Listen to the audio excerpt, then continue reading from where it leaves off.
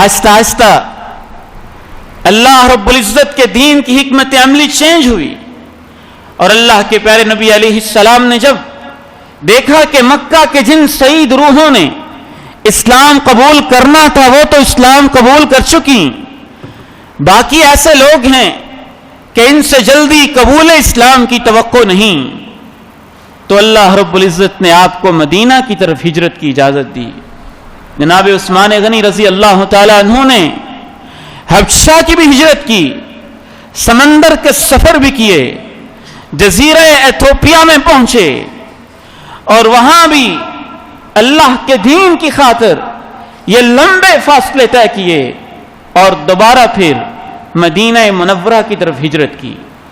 مدینہ منورہ میں جب آپ نے ہجرت کی، یہاں بھی اللہ کے نبی کے ساتھ ساتھ آگے پیچھے ہی ہوتے تھے۔ یہ تین انسانوں کا ساتھ ایسا تھا، اللہ کے پیغمبر علیہ السلام، کونین کے تاجدار، آمنہ کے لال آپ ہوتے، اور آپ کے ساتھ ابو بکر ہوتے، عمر فاروق ہوتے، عثمان غنی ہوتے۔ صحابہ کہتے ہیں کہ ہم اللہ کے پیغمبر سے اکثر سنتے، آپ کہتے میں ابو بکر عمر، میں ابو بکر عمر عثمان، میں ابو بکر عمر عثمان۔ ان تینوں کو کیا سعادت ملی ہوئی تھی کہ اللہ کے نبی کے اکثر ساتھ ساتھ ہی ہوتے تھے۔ مدینہ منورہ میں آپ ایک دفعہ احد پہاڑ پہ کھڑے تھے، وہاں بھی آپ کے ساتھ ابو بکر صدیق تھے، عمر فاروق تھے، عثمان غنی تھے۔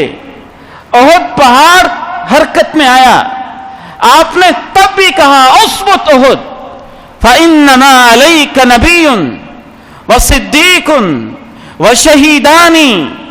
احد پہاڑ رک جا، تیرے اوپر ایک نبی کھڑا ہے، صدیق کھڑا ہے، دو شہید کھڑے ہوئے ہیں۔ اللہ کے پیارے نبی علیہ السلام کے ساتھ ساتھ ایسے رہتے۔ کبھی ہماری ماں اما عائشہ رضی اللہ تعالی عنہا کے گھر آپ ملنے تشریف لاتے ہوں گے، آپ کی بیٹی ساتھ ہوگی، داماد ساتھ ہوتے ہوں گے، اور یہ نبوت کا گھرانہ بیٹھتا ہوگا تو کتنا خوبصورت منظر ہوتا ہوگا۔ آپ ایک دفعہ بیٹھے ہوئے تھے، جناب ابو بکر آئے اور آپ کی پنڈلی مبارک سے کپڑا اٹھا ہوا تھا، آپ بیٹھے رہے۔ عمر فاروق آئے، پنڈلی مبارک سے کپڑا اٹھا ہوا تھا، آپ بیٹھے رہے۔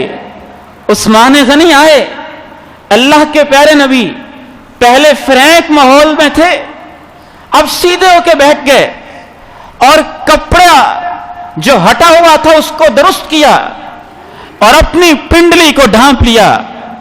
ہماری ماں عائشہ صدیقہ رضی اللہ تعالی عنہا سے پوچھنے والے سے رہا نہ گیا، پوچھے اللہ کے نبی کیا ماجرا ہے؟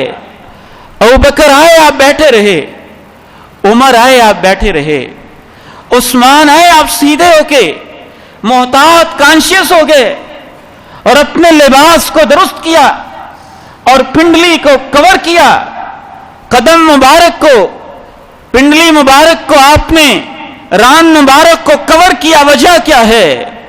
فرمایا عثمان اتنا حیادار ہے کہ اس کے حیا کی لاج رکھتے ہوئے میں نے اپنی پنڈلی کے اوپر کپڑا ڈال لیا۔ شارحین حدیث کہتے ہیں عثمان میں شرم و حیا ایسا تھا، اللہ کے پیغمبر کے کہنے کا مطلب یہ تھا اگر میری پنڈلی سے کپڑا زیادہ اوپر اٹھا ہوتا، ران تک اٹھا ہوتا، عثمان شرم و حیا والا ایسا ہے وہ دیکھ کے پیچھے ہٹ جاتا، اس نے آگے آنا ہی نہیں تھا۔ الا استحیی من رجل تستحیی منہ الملائکہ۔ عثمان تو اتنا حیادار ہے کہ آسمان کے فرشتوں کو بھی عثمان سے حیا آتا ہے۔